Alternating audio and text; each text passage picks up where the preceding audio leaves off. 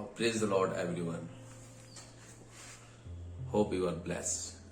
Hope you are rejoicing the love of God. Hope you are rejoicing the real happiness which is getting from Lord. आशा करता हूं कि आप खुश होंगे और आनंदित होंगे और परमेश्वर के वचन, परमेश्वर के जो स्वर्ग से खुशियां आती है और जो आ रही है आपके जीवन में, परमेश्वर उस पर और ज्यादा आशीष करे, ब्लेस करे और उससे आप आनंदित होंगे। आज हम बात करते हैं कि बारिश, वर्षा, रेन, इसके बारे में परमेश्वर क्या कहते हैं। भजन संहिता में लिखा हुआ है, हे परमेश्वर तूने बहुतायत की वर्षा की है। हे परमेश्वर तूने बहुतायत की वर्षा की है। My lord, oh lord, this is a heavy rain, है ना। हे परमेश्वर तूने बहुतायत की वर्षा की है। तेरा निज भाग बहुत सूखा था, तेरा निज भाग बहुत सूखा था, परंतु तूने उसको हरा भरा किया है, परंतु तूने उसको हरा भरा किया है। अगर इसको हम दुनियावी तरीके से देखें, वर्ल्डली एंड स्पिरिचुअली, यहाँ पर दो टाइप के मीनिंग है, एक तो वर्ल्डली है, एक स्पिरिचुअली है। पहले हम बात करते हैं वर्ल्डली। जैसा कि हम देखते हैं कि अभी अप्रैल, मई, जून, ये जो गर्मी और जो गर्मी की सीजन है, जो थे गर्मी, उमस, लू, धूप, इन सब से ये पूरा एनवायरनमेंट सूख गया था। और उसके बाद कहीं ना कहीं उसको देख करके हमारे मन में भी आता है कि काश ये अच्छा सा होता, मैं भी एक अच्छा सा फील करता।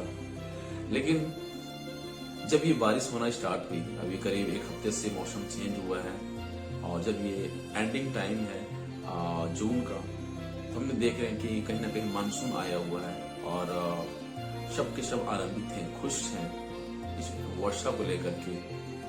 तो उसी तरीके से वचन कह रहा है कि ये निज भाग तो बहुत सूखा था, ये एनवायरमेंट, ये चीजें तो बहुत सूखा हुआ था, लेकिन अब जो ये समय है ये तूने हरा भरा कर दिया है।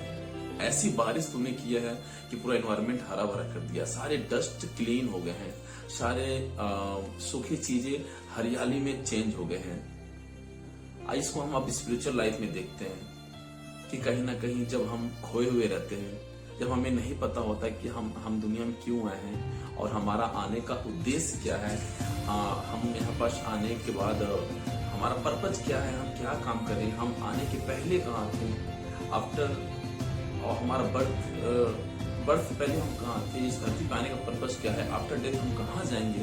जब ये सारी बातें हमारे जीवन में होती हैं और जब इसका क्वेश्चन हमारे मन में होता है, तो कहीं ना कहीं हम इन बातों पे मनन करना चाहते हैं, सीखना चाहते हैं कि खुदा क्या इस धरती पे हमारा कोई उद्देश्य है, क्या इस धरती पे आने का हमारा क्या पर्पज है। आइए आज परमेश्वर कहते हैं कि तेरा निज भाग तो सूखा हुआ था।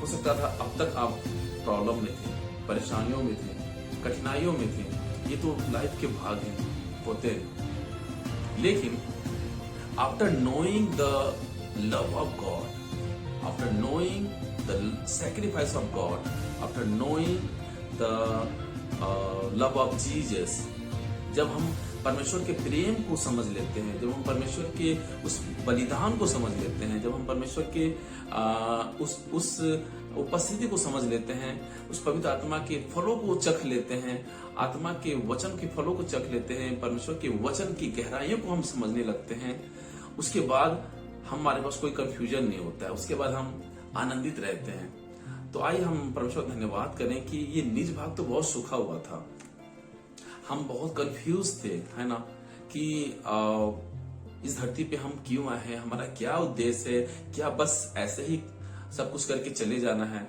लेकिन परमेश्वर आपको सिखाते हैं कि आपका जो उद्देश्य है, आपका जो धरती पे आने का उद्देश्य है, your purpose on the earth is glory to God. आपका जो उद्देश्य है इस धरती पे, वो परमेश्वर की महिमा करना है। आपका जो उद्देश्य है इस धरती पे, परमेश्वर के नाम की स्तुति करना, उसमें आनंदित रहना और पवित्रता का जीवन जीना, ये परमेश्वर हमें सिखाते हैं।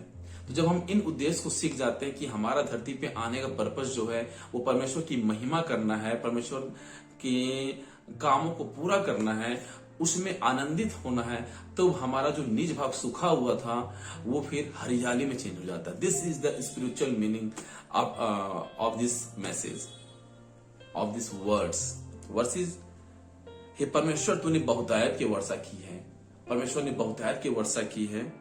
तेरा निज भाग बहुत सूखा था, निज भाग सूखा हुआ था, है ना, परेशानी में था, प्रॉब्लम में था, या हम कंफ्यूजन में थे, परंतु तूने उसको हरा भरा कर दिया है। But thank you Lord, you fulfil all things. आपने उसको हरा भरा कर दिया है, आपने उसको ग्रीनरी में चेंज कर दिया, आपने उस प्रॉब्लम को दूर कर दिया है। जब हम जान जाते हैं कि इस धरती पे जब हमने जन्म लिया है और यहाँ पर हमारे आने का उद्देश्य क्या है और कैसे हमें इस जीवन को जीना है, इस धरती पे डिसिप्लिन क्या है, हमारी लाइफ का डिसिप्लिन क्या है, हाँ, यहाँ की सिविलाइजेशन क्या है, कैसे चीजों को हम समझते हैं। जो सिविलाइजेशन है, जो डिसिप्लिन है, जो रूल्स है, ये हमें वर्ल्डली तो हम देखते ही हैं कि ये चीजें बनी हुई हैं, लेकिन ये ऑल थिंग हेवनली भी होती है, स्पिरिचुअली भी होती है कि आपका स्पिरिचुअल डिसिप्लिन क्या है, आपका स्पिरिचुअल गाइडलाइन क्या है, आपका स्पिरिचुअल रूल्स क्या है, आपके स्पिरिचुअल या हेवनली गाइडलाइंस क्या है।